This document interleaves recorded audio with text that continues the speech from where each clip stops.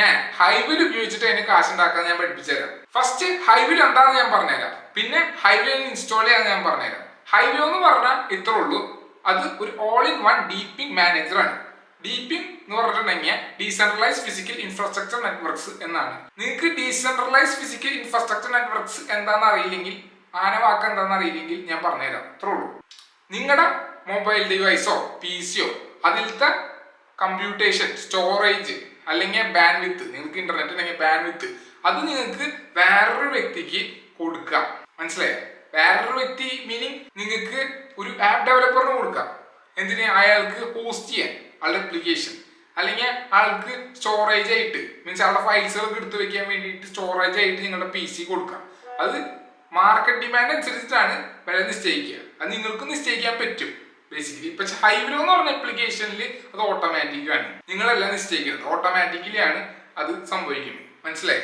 പിന്നെ അതിൽ നെറ്റ്വർക്ക്സ് എന്ന് പറഞ്ഞ വാക്ക് നിങ്ങൾ ശ്രദ്ധിച്ചാൽ, decentralise physical infrastructure networks. Networks എന്ന് പറഞ്ഞിട്ടുണ്ടെങ്കിൽ group of Inter connected devices ആണ്.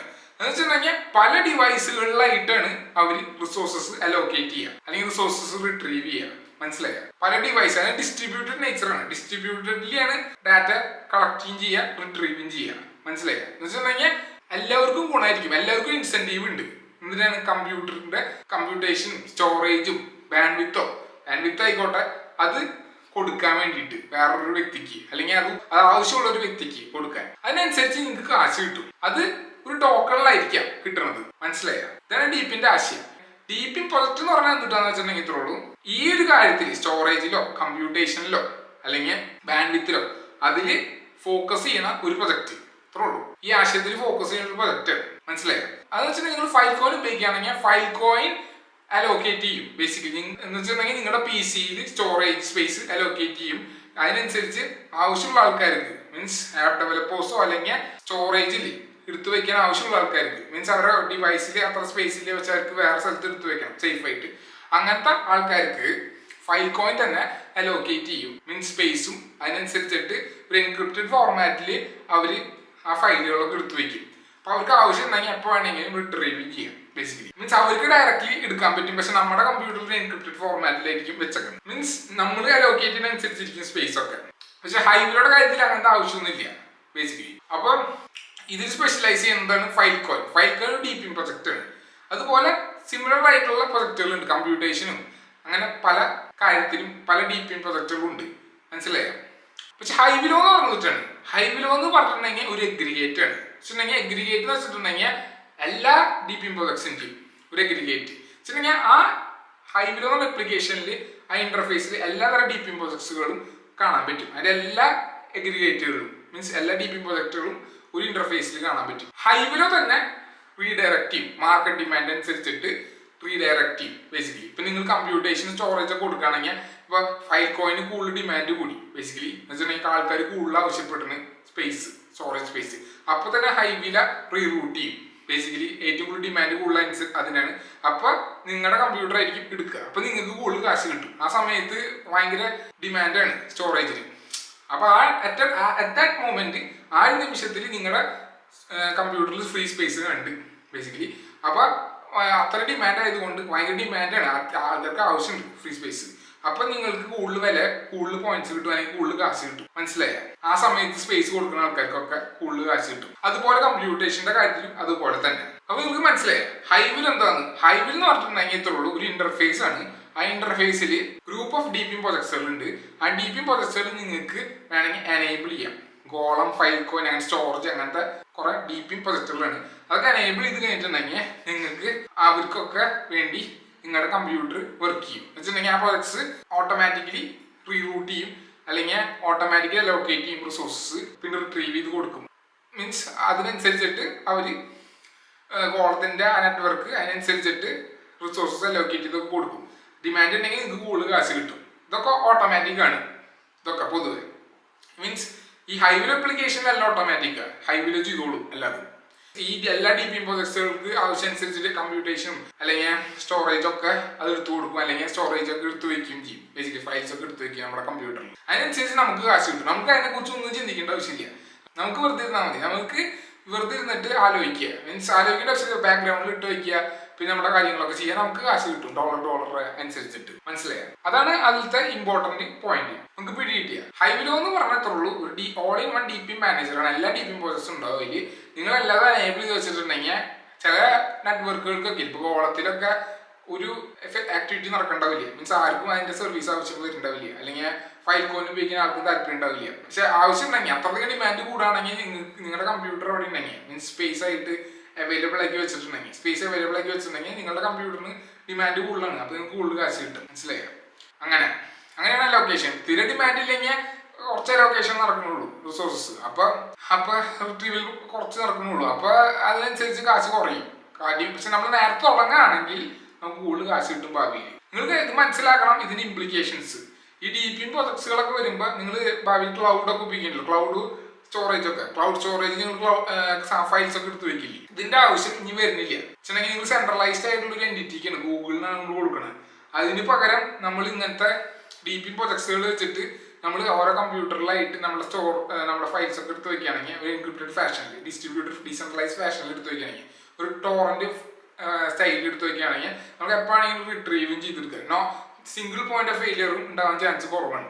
അപ്പൊ നമുക്ക് അത് റിട്രീവ് ചെയ്ത് റീക്രിയേറ്റ് ചെയ്ത് നമ്മുടെ കമ്പ്യൂട്ടറിൽ എത്തും ചെയ്യും. അപ്പൊ നമുക്ക് മീൻസ് നമുക്ക് ഉടനെ അത് ആക്സസ് ചെയ്യാനും പറ്റും. പ്ലസ് സെക്യൂരിറ്റി ഉണ്ട്. മനസ്സിലായി? അപ്പൊ നമുക്ക് സേഫ് ആണിത്. പിന്നെ സെൻട്രലൈസ് അതോറിറ്റി നിന്ന് മാറണം. ഈ ഗൂഗിളൊക്കെ പെട്ടെന്ന് പൊളിഞ്ഞ് പപ്പടാവും.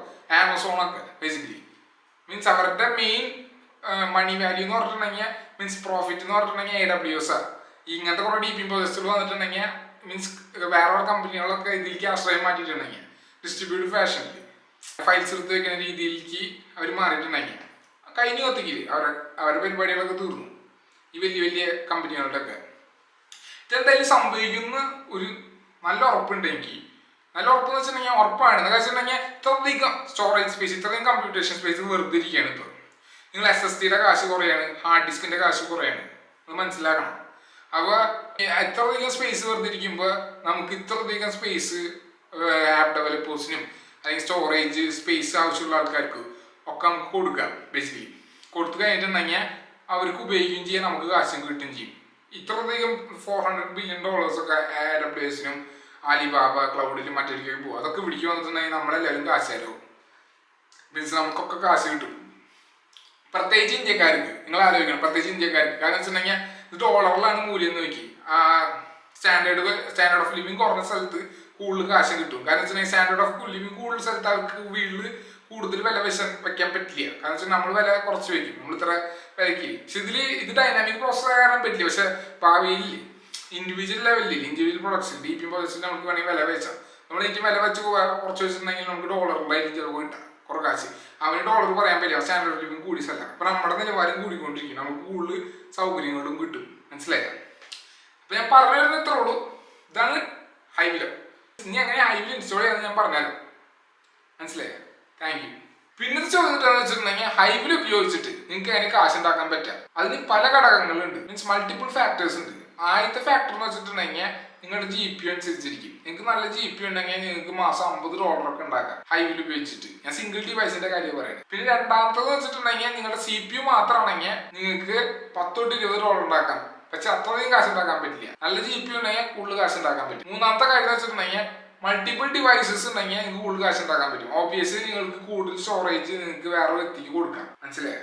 അല്ലെങ്കിൽ കമ്പ്യൂട്ടേഷൻ കൊടുക്കാം. അപ്പൊ മൾട്ടിപ്പിൾ ഡിവൈസസ് വളരെ ഇമ്പോർട്ടന്റ് ആണ്. അപ്പൊ കൂടുതൽ കാശ് എന്തായാലും ഉണ്ടാക്കാം. പിന്നെ വരുന്ന ഘടകം എന്താണെന്ന് വെച്ചിട്ടുണ്ടെങ്കിൽ നിങ്ങളുടെ നെറ്റ്വർക്കിന്റെ ഡിമാൻഡ്, നിങ്ങൾ ആക്സസ് ചെയ്യുന്ന DP പ്രൊജക്ടിന്റെ ഡിമാൻഡ് കൂടുകയാണെങ്കിൽ നിങ്ങളുടെ നിന്ന് എടുക്കുന്ന മീൻസ് നിങ്ങളുടെ നിന്ന് എടുക്കുന്ന കമ്പ്യൂട്ടേഷന്റെ മൂല്യം കൂടും, വാല്യൂ. കാരണം വെച്ചിട്ടുണ്ടെങ്കിൽ അവർക്ക് അത്ര അത്യാവശ്യമാണ്. അപ്പൊ നിങ്ങളുടെ മൂല്യം കൂടും, നിങ്ങളുടെ റിസോഴ്സസിന്റെ മൂല്യം കൂടും. സ്റ്റോറേജോ കമ്പ്യൂട്ടേഷനോ അല്ലെങ്കിൽ ബാൻഡ്വിഡ്ത്തിന്റെ മൂല്യം കൂടിയിട്ടുണ്ടെങ്കിൽ മീൻസ് ആ സമയത്ത് അത്ര ആവശ്യമുണ്ട്. അതുകൊണ്ട് നിങ്ങളുടെ കമ്പ്യൂട്ടേഷന്റെയോ സ്റ്റോറേജിന്റെ ഒക്കെ ഡിമാൻഡ് കൂടുന്ന കാരണം കൊണ്ട് നിങ്ങൾക്ക് കൂടുതൽ കാശ് കിട്ടാം. മനസ്സിലായോ? അപ്പൊ ഈ ഘടകങ്ങൾ കാരണം കൊണ്ടാണ് കാശ് കൂടുതൽ കിട്ടാൻ നമുക്ക്.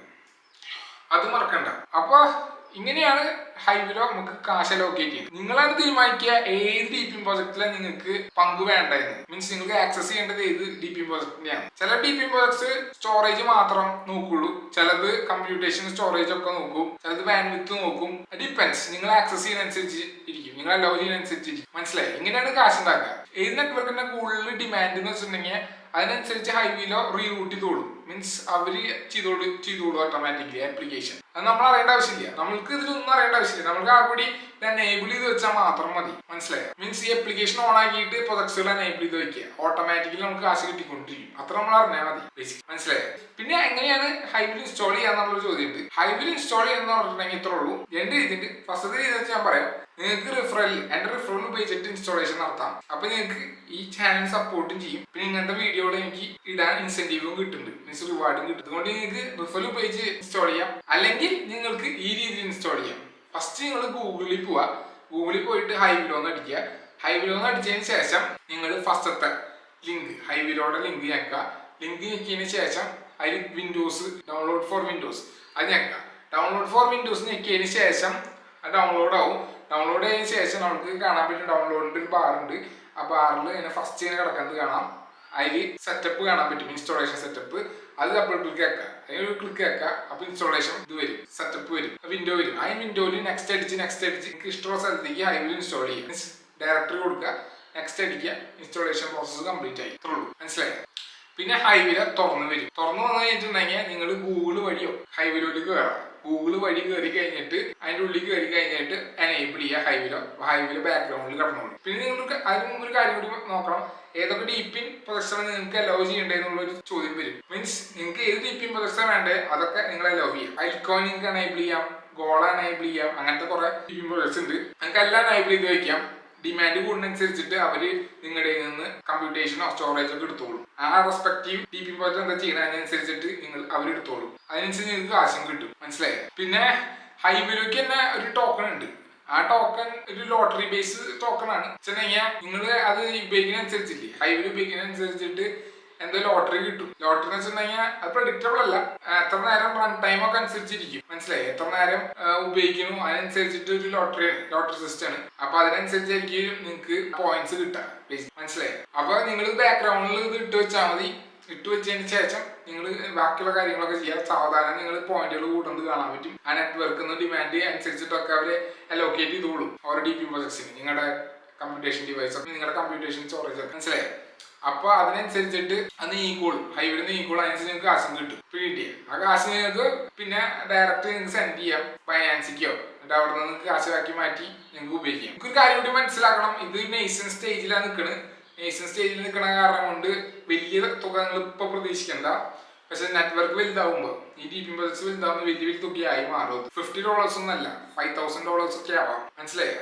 ഒരു ഏർലി മോർ അഡ്വാൻറ്റേജ് കിട്ടാണ് ഇപ്പൊ. ഏർലി അഡോപ്റ്റർ അഡ്വാൻറ്റേജ് നിങ്ങൾ നോക്കാം ഈ കാര്യത്തിൽ. ഞാൻ പറഞ്ഞു വെച്ചിട്ടുണ്ടെങ്കിൽ ഇത് ഉപയോഗിച്ച് കഴിഞ്ഞാൽ നിങ്ങൾ ഏർലി ആക്സസ് കിട്ടി കഴിഞ്ഞിട്ടുണ്ടെങ്കിൽ നിങ്ങൾക്ക് Web3യുടെ ഒരു ഭാഗമായി മാറും. Web2യുടെ കാലം പോയിക്കൊണ്ടിരിക്കും. Web3 ആണ് യുഗം. മനസ്സിലായി? അതിലൊരു തർക്കില്ല. മനസ്സിലായി? അപ്പൊ അതാണ് എനിക്ക് ഈ വീഡിയോയിൽ പറയാനുള്ളത്. അതിനു മുമ്പ് നിങ്ങൾ എന്റെ റിഫറലിൽ നിങ്ങൾ ഡൗൺലോഡ് ചെയ്യുകയാണെങ്കിൽ നിങ്ങൾക്ക് സപ്പോർട്ട് ചെയ്യാം ഈ ചാനലിൽ. നിങ്ങൾക്ക് വേണമെങ്കിൽ നിങ്ങൾക്ക് റിഫറൽ വെച്ച് കയറാം. ഇഷ്ടമെങ്കിൽ, അല്ലെങ്കിൽ വേണ്ട, എന്നാലും സപ്പോർട്ട് ചെയ്യണമെങ്കിൽ. മനസ്സിലായോ?